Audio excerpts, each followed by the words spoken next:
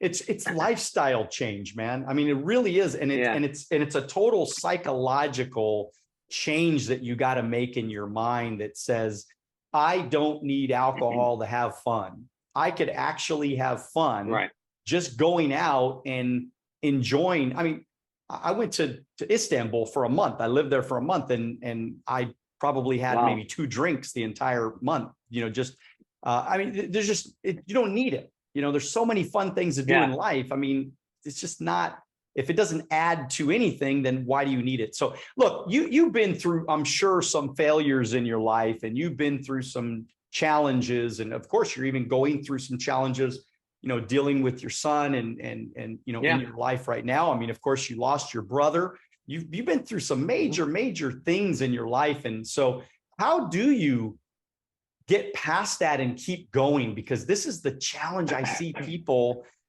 they struggle making it through a challenge because the challenge stops them and then just totally detours them into a downward spiral. I see so many times. I mean, how did you get through some of the major challenges that you've had in your life? And what are some of those challenges that you went through? I think it's a mindset, for me anyway. I've had some dark days. I'm not going to lie. Like, I remember, I went through a divorce, and that was financially devastating, but also emotional. Like, I wasn't in the right place. But I remember, I was not, I tell people this, I had my security business going, and it was doing quite well, considering I was just some middle-class kid from New Jersey. I had built a multi-million-dollar protection business, and I was taking care of everybody, any Hollywood star, and I was somehow connected to them. And I didn't know anything about finances, believe it or not. So all I knew is, hey, I was making a lot of money, and I had a bookkeeper. I didn't have a controller. I was like a mom and pop, and I would make payroll. And I remember one day she called me and said, hey, your payroll's due on Friday. It's $70,000, but you have 30 in the bank. And I was like, whoa, how's that work? Well, because I had outstanding, the studios pay 60, 90 days later. And all of a sudden I was like, whoa, what's that mean? I didn't even know what cash flow. I just knew, wait, I have all these accounts. I'm doing $3 million a year. How could I not have money in the bank? Anyway, I literally had to cash out my retirement fund to pay that. Now, fast forward, if I knew people like you and Dan Fleischman or all the people I know now, Hey, what do I do? Oh, there's a credit line I can get? Hey, I was embarrassed. I didn't want to ask friends, hey, can I borrow money? So anyway, my point to this is I didn't overcome that. I ended up in bankruptcy court. Right. And it cost me, and I regrouped. But my point is this: I literally, even when I was filing, I said, okay, I'm gonna be okay. I could still work. I know how to do this as my business, but I had to regroup. So even in the darkest day, and don't get me wrong, your mind can take you to a dark place. I've just always tried to be like, hey, life is short.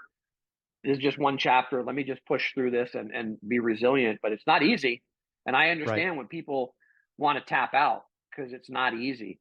I think most of it's mindset and the surroundings of the people that are around you to support you. Like right now, I probably have more good people in my life. I could always call, hey, I'm having a shitty day. Like, I had a couple of bad days recently, and I had to call one of my buddies and say, hey, I don't know if I'm doing anything right in my life. And he's like, what are you talking about? You're on top of the world. I go, no, I really feel like I'm losing.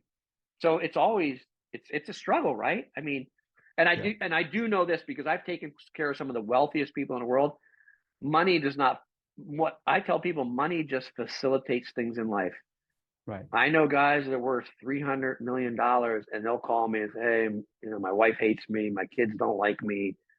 What are you doing this weekend? I'm like, oh, you want to hang out with me? Like I thought you own planes, trains, and automobiles, but they have no friends. And I'm like, wow. So I always tell people money does not solve it. Money solves nothing other than to facilitate your life. That's it. No, that's one of the best pieces of advice that anybody could really hear, because ultimately, I mean, money is just a tool.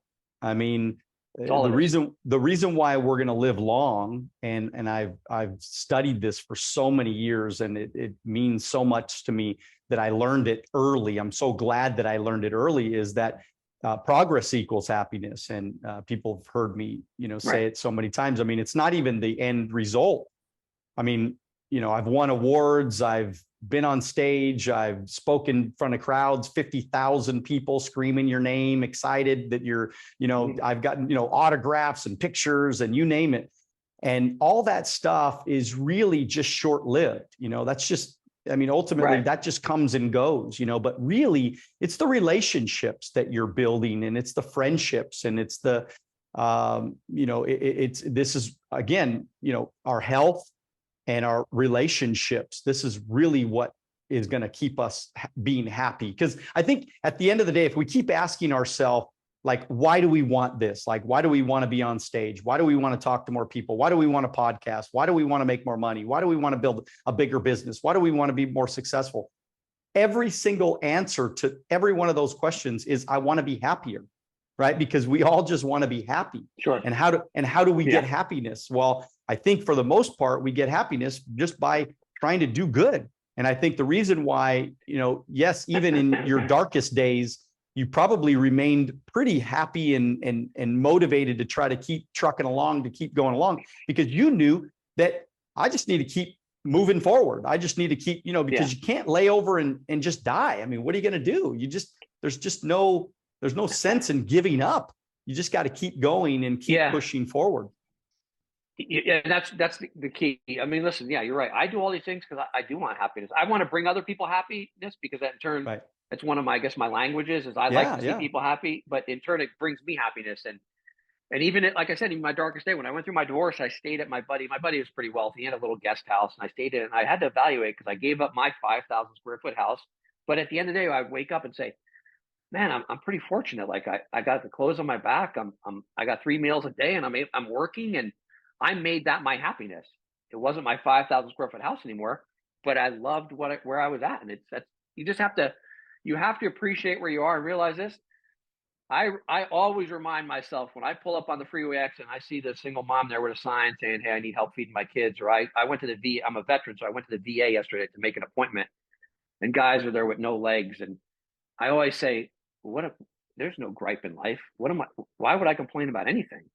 There are people that have true challenges and struggles. So I'm grateful every day that I'm breathing and I'm working and I'm loving people, and people are loving me. That's really that's it. Like, can't get any better, It's life, man. I mean, that's what makes life exciting, when you see somebody else succeed, or you see somebody start to fulfill their dreams, and you're watching them, and you had a little piece to play in there. There's just not a better feeling. So, so you're obviously a serial entrepreneur. Tell me about your venture now. Tell me about future things you're thinking about. Anything else? Share with me. Definitely working on helping some other brands, Legendary Foods, which I think I've gotten you some of that. I brought up some of Trish's events. Oh, I love it. I love it. Yeah. BLK water, Blackwater goes by BLK. Okay. I'm an advisor to them.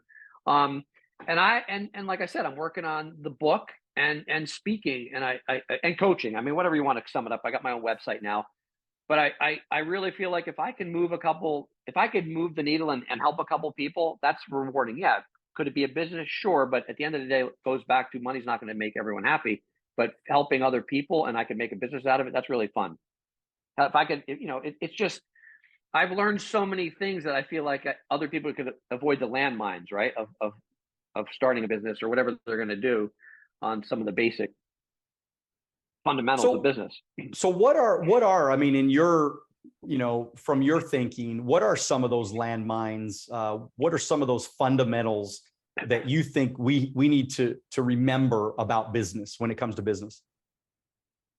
Well, one of the things I learned early on, it's I think that's how I proved myself at Quest. I always brought value and had no expectations in return. I tell people that with business. Some of my friends are very transactional. I could tell when they're, hey, I'm going to meet so and so, and they're right away pitching their goods, pitching their business. It's okay to meet people and try and bring them value and have zero expectation. It's really not, and it's hard because it's not. I don't think it's in everyone's DNA, right? If I'm meeting you and I'm giving you my card, well, I want to do business with you. Sure, but it's okay to just have a good friendship. So that's one of the fundamental things I tell people: build solid relationships, bring value without having no expectation. And that's why I got the position at Quest, because I just kept bringing value to the point where anything they needed, I would overhear them say, hey, we should do this. I would go buy trash cans. I would go stay late because they needed stuff. I just started taking on responsibility. So those are like, I think the most fundamental things is I say, don't take favors, but give them. And also ask people for advice. Even now I'm sometimes a little gun shy about it because now I'm going into this other area of podcasts, and I'm sometimes like afraid to ask people. And one of my coaches just said, dude, you have nothing to lose. You've built just ask, hey, can I be on your podcast? I think I could bring you value. And a couple people ignored me a little bit, and I was like, oh, I took it personally, but it doesn't matter. I'm gonna ask 20 people, and if 15 say yes, but people don't ask for help. They want to figure it out themselves, and that's one of the things. Let's fail fast or succeed quickly. So ask people for help, bring value, have no expectations, and build relationships.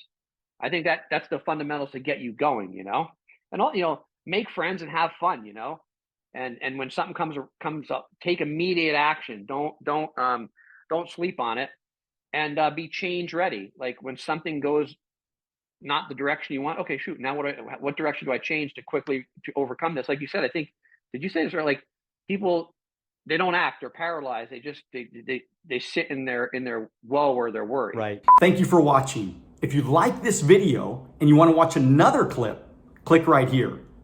If you want to watch the entire podcast, click right here.